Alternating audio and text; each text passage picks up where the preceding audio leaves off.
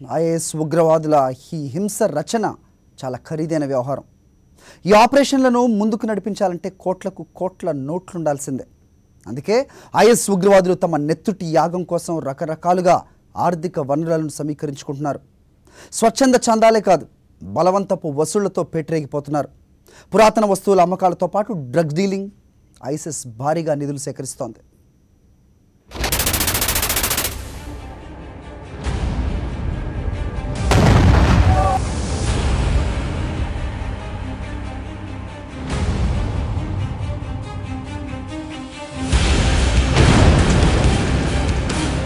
ఇరాక్లో పెద్ద ఎత్తున దాడులకు దిగుతూ సమాంతర పాలన చేపట్టిన ఇస్లామిక్ స్టేట్ ఉగ్రవాద కార్యకలాపాల కోసం పెద్ద ఎత్తున నిధులు సేకరిస్తోంది. గత 3 ఏళ్లుగా ప్రతి ఏడాది బడ్జెట్ కేటాయింపులు చేస్తూ ఉగ్రవాదులను రిక్రూట్ చేసుకుంటున్న ఇస్లామిక్ స్టేట్ ప్రపంచంలోనే సంపన్న ఉగ్రవాద సంస్థగా ఇంటర్నేషనల్ బిజినెస్ టైమ్స్ పత్రిక ప్రకటించింది.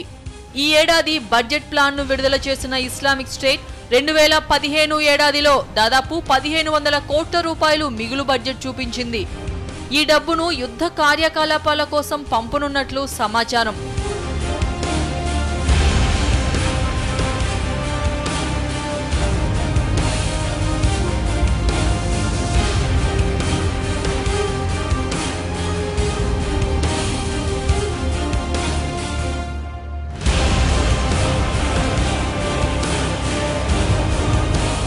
మొత్తం 2015 ఏడాదికి దాదాపు 12,000 కోట్ల రూపాయలు తన బడ్జెట్గా ఐఎస్ నిర్ణయించినట్లుగా ఖతార్కు చెందిన అల్ అరబే అనే న్యూస్ ఏజెన్సీ ప్రకటించింది. ఇందులో అత్యధికంగా ఉగ్రవాదులు జీతభత్యాలతో పాటు మరణించిన ఉగ్రవాదుల కుటుంబాలకు ఎక్స్గ్రేషియాగా చెల్లిస్తారు.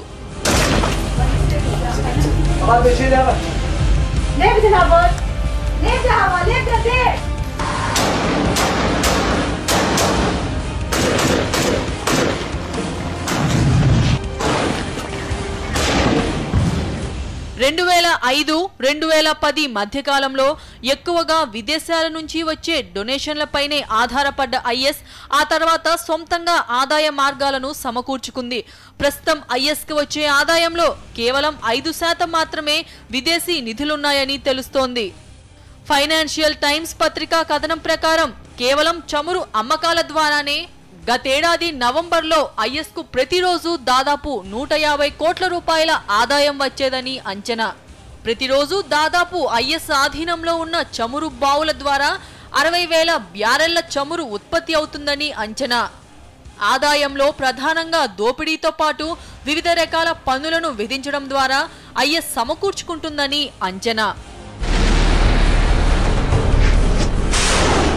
ఇస్లామిక్ స్టేట్ ఉగ్రవాదులు ఇటీవల పురావస్తు సంపదను అమ్ముకోవడం ద్వారా పెద్ద ఎత్తున నిధులు సమకూర్చుకుంటున్నారని అమెరికా నిఘా సంస్థలు అంచనా వేశాయి. ఇటీవల సిరియాలోని పాల్మీరాలో ఉన్న పురావస్తు నిర్మాణాలను ధ్వంసం చేసిన ఐఎస్ పెద్ద ఎత్తున అక్కడ దొరికిన వస్తువులను అంతర్జాతీయ మార్కెట్లో అమ్మినట్లు తెలుస్తోంది.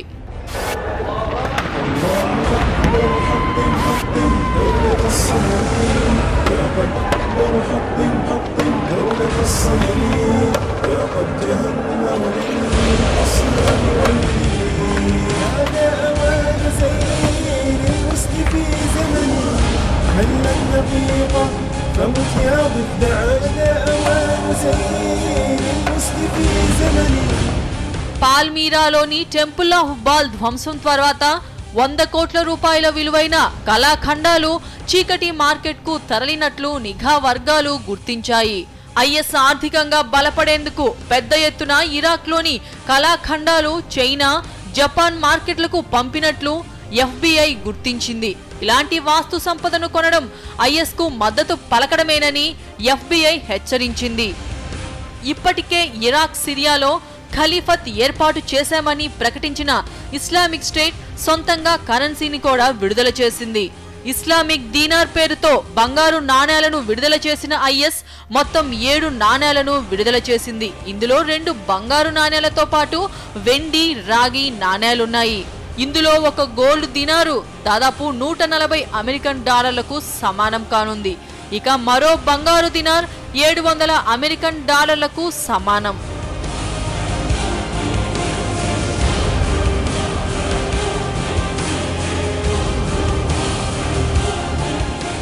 వీటితో పాటు 3 వెండి దిర్హంలు, మరో 2 రాగి నాణేలున్నాయి.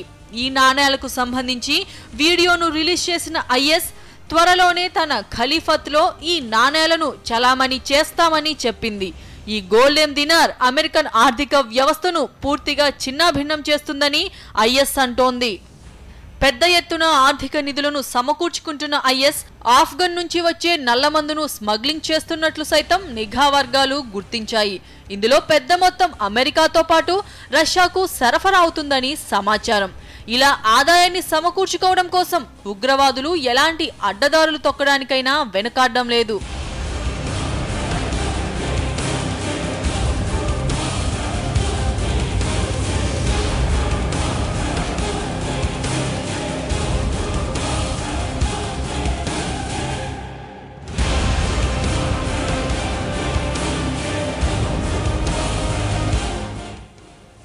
ఖలీఫత్ అంటే ఇస్లామిక్ రాజ్య స్థాపనే లక్ష్యమని ప్రకటించిన ఐసిస్ సోషల్ మీడియా ద్వారానే విశ్వవ్యాప్తంగా ప్రచారం సంపాదించింది. ఉగ్రవాద కార్యకలాపాలను వీడియోలు తీసి ఇంటర్నెట్లో పెట్టే కార్యక్రమాలను ఐసిస్ పెద్ద ఎత్తున ప్రారంభించింది. ప్రస్తుతం జిహాదీలను రిక్రూట్ చేసుకోవడానికి సైతం సోషల్ మీడియానే వినియోగించుకుంటోంది. అధునాతన ఆయుధాలతో ఇరాక్, సిరియాలో రక్తపాతం సృష్టిస్తున్న ఇస్లామిక్ స్టేట్ అసలైన ఆయుధం మాత్రం ఇంటర్నెట్టే. గతంలో చాలా ఉగ్రవాద సంస్థలు వీడియోలను రిలీజ్ చేసిన ఇంటర్నెట్ను ఐఎస్ ఉపయోగించుకున్నట్లు మాత్రం ఇంకెవరూ వాడలేదు. ఆఫ్ఘనిస్తాన్ తోరాబోరా కొండల్లోంచి అమెరికాకు హెచ్చరికలు జారీ చేసేందుకు లాడెన్ వీడియో మెసేజ్లను ఉపయోగించేవాడు. సందేశాలను వీడియోల్లో చిత్రీకరించి వాటి సీడీలను మీడియా సంస్థలకు పంపే సంస్కృతి అల్ ఖైదా ద్వారా ప్రారంభమైంది. అది కేవలం సందేశాలకు మాత్రమే పరిమితమయ్యేది. అయితే ఇరాక్లో ఇస్లామిక్ స్టేట్ మాత్రం పెద్ద ఎత్తున యుద్ధ సన్నివేశాలను వీడియోలు తీసి సోషల్ మీడియాలోకి ఇంజెక్ట్ చేయడం ప్రారంభించింది. లక్షల సంఖ్యలో ఇస్లామిక్ స్టేట్ ఇంటర్నెట్లోకి చొప్పించిన వీడియోలే ఈ ఉగ్రవాద సంస్థకు ప్రచారం తెచ్చిపెడుతున్నాయి. ప్రాపగాండా వీడియోలను యూట్యూబ్, ట్విట్టర్లలో అప్లోడ్ చేయడం కోసం ఐఎస్ పెద్ద ఎత్తున టెకీలను సైతం ఐఎస్ రిక్రూట్ చేసుకుంది.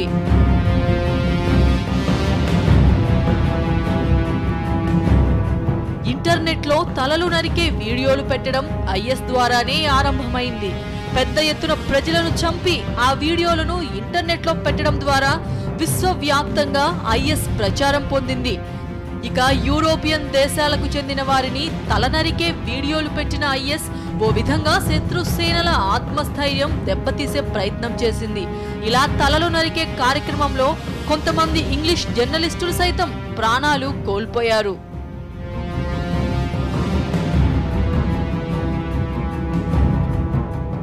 ప్రపంచవ్యాప్తంగా ఉగ్రవాదులను రిక్రూట్ చేసుకుంటున్న ఐఎస్ ఇందుకోసం సోషల్ మీడియాను విరివిగా వాడుకుంటుంది. ప్రధానంగా 2011 తర్వాత అరబ్ ప్రాంతంలో ప్రభుత్వాలకు వ్యతిరేకంగా వచ్చిన విప్లవానికి ట్విట్టర్, వాట్సాప్లు ఎంతో ఉపయోగపడ్డాయి. ముస్లిం దేశాలైన ట్యునీషియా, సిరియా, ఈజిప్టుల్లో ప్రభుత్వాలను కూలదోసే ప్రక్రియలో సోషల్ మీడియా ప్రధాన పాత్ర పోషించింది. దీనిని గమనించిన ఐఎస్ పెద్ద ఎత్తున ట్విట్టర్ హ్యాండ్లర్లను రిక్రూట్ చేసుకుంది. సోషల్ మీడియాలో యాక్టివ్గా ఉన్న ముస్లిం యువతను టార్గెట్ చేసే ఈ ట్విట్టర్ హ్యాండ్లర్లు వారిని ఐఎస్ వైపు ఆకర్షించే ప్రయత్నాలు చేస్తాయి. మెల్లిగా వారిని ముగ్గులోకి లాగి బ్రెయిన్ వాష్ చేయడంతో పాటు ఇరాక్, సిరియాలో జరిగే యుద్ధంలో పాల్గొనేందుకు ఉసిగొల్పుతారు. ప్రస్తుతం ఐఎస్లో ప్రపంచవ్యాప్తంగా 100 దేశాలకు చెందిన 30,000 మంది ఫైటర్లు ఉన్నారని తెలుస్తోంది. వీరిలో దాదాపు 50% పైగా ఫైటర్లు ఇలా సోషల్ నెట్వర్క్ ద్వారా వచ్చిన వారే కావడం గమనార్హం. ముందుగా ఇస్లాంకు సంబంధించిన ప్రచారం కోసం ట్విట్టర్ అకౌంట్లను ఓపెన్ చేసి ఆ తర్వాత ఫాలోవర్స్ను ఉగ్రవాదంలోకి లాగడం ఈ హ్యాండ్లర్ల ప్రత్యేకత. చాలా మంది మహిళా జిహాదీలను ఐఎస్ దీనికోసం ఉపయోగిస్తుంది. లండన్కు చెందిన కొంతమంది అమ్మాయిలు ఇటీవల ఐఎస్లో చేరినట్లు అక్కడి పోలీసులు గుర్తించారు. ఇలాంటి అమ్మాయిల ద్వారా ముస్లిం యువతను ప్రేమ పేరుతోనూ ఉగ్రవాదంలోకి లాగే ప్రయత్నం జరుగుతోంది. ఇటీవలే హైదరాబాద్ కు చెందిన ఓ యువకుడిని నిక్కీ జోసెఫ్ పేరుతో ఉన్న ఓ మహిళ ఐఎస్ లో చేర్చేందుకు ప్రయత్నించింది. అయితే ఆ యువకుడిని శంషాబాద్ ఎయిర్పోర్టులో పోలీసులు అదుపులోకి తీసుకోవడంతో ఐఎస్ డొంక కదిలింది. ఆ తర్వాత దుబాయ్ నుంచి నిక్కీ జోసెఫ్ ను రప్పించిన పోలీసులు ప్రస్తుతం ఆమె ద్వారా ఇండియాలో ఉన్న ఐఎస్ లింకులను కనుగొనే ప్రయత్నం చేస్తున్నారు. అమెరికా నుంచి సైతం ట్విట్టర్ ద్వారా జిహాదీలు రిక్రూట్ అవుతుండడంతో అగ్రరాజ్యం పెద్ద ఎత్తున ఇంటర్నెట్ పై నిఘా పెట్టింది.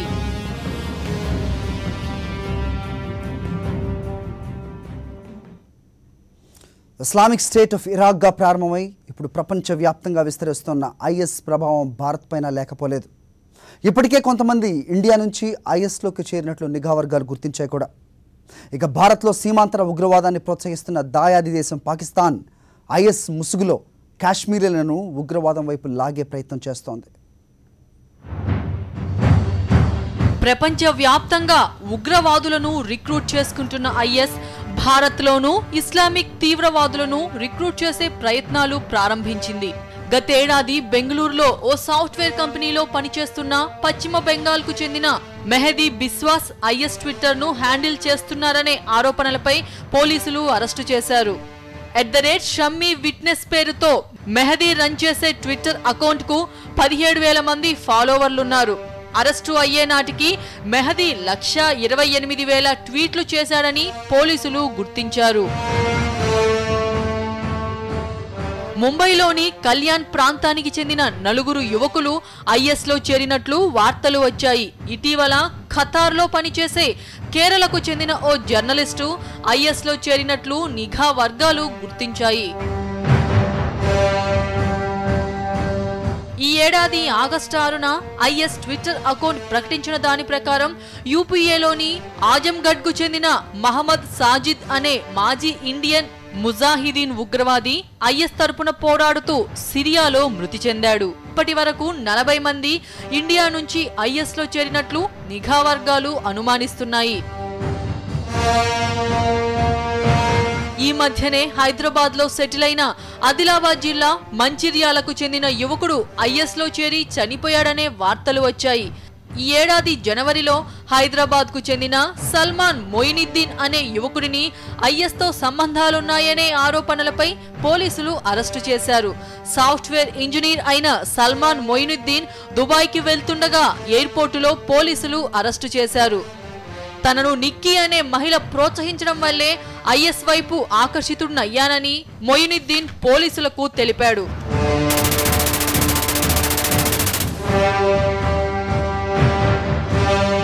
దుబాయ్ వెళ్లి నిక్కీతో కలిసి ఆ తర్వాత సిరియాకు వెళ్లేందుకు ప్రయత్నించామని మొయినుద్దీన్ పోలీసుల ఎదుట ఒప్పుకున్నాడు.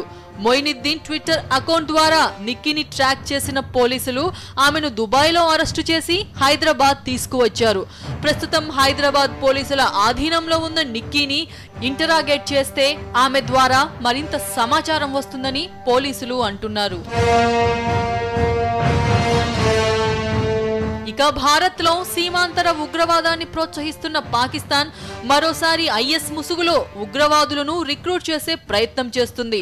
ప్రధానంగా కాశ్మీర్లో ఇప్పటికే ఐఎస్ జెండాలు ఎగురవేసిన సంఘటనలు వరుసగా జరుగుతున్నాయి. దీని వెనుక పాకిస్తాన్ హస్తం ఉందని భారత్ నిఘా వర్గాలు గుర్తించాయి. కాశ్మీర్తో పాటు యూపీలోని కొన్ని ప్రాంతాలు, బీహార్, మహారాష్ట్రలోనూ ఐఎస్ రిక్రూట్మెంట్ కు ప్రయత్నిస్తున్నట్లు సమాచారం. ఇప్పటికే భారత్లో ఉగ్రవాద కార్యకలాపాలు చేపడుతున్న పాకిస్తాన్ టెర్రరిస్టు సంస్థలు యువతను ఉగ్రవాదులుగా రిక్రూట్ చేసేందుకు ప్రయత్నిస్తున్నాయని ఇంటెలిజెన్స్ సంస్థలు అనుమానిస్తున్నాయి. ఇప్పటికే హైదరాబాద్ కు చెందిన పలువురు యువకులకు ఐఎస్తో సంబంధాలు ఉన్నాయని తేలడంతో హైదరాబాద్ రిక్రూట్ హబ్ గా ఉందని అనుమానాలు వ్యక్తమవుతున్నాయి.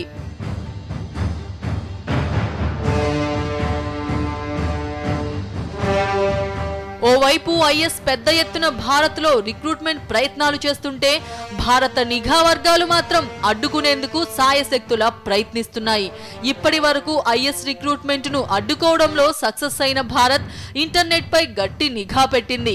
చాలా చోట్ల స్లీపర్ సెల్స్ కదలికలను జాగ్రత్తగా పర్యవేక్షిస్తున్న ఇంటెలిజెన్స్ అధికారులు ఐఎస్ ఆన్లైన్ యాక్టివిటీని ఆపగలిగితేనే రిక్రూట్మెంట్ ఆపొచ్చని అభిప్రాయపడుతున్నారు.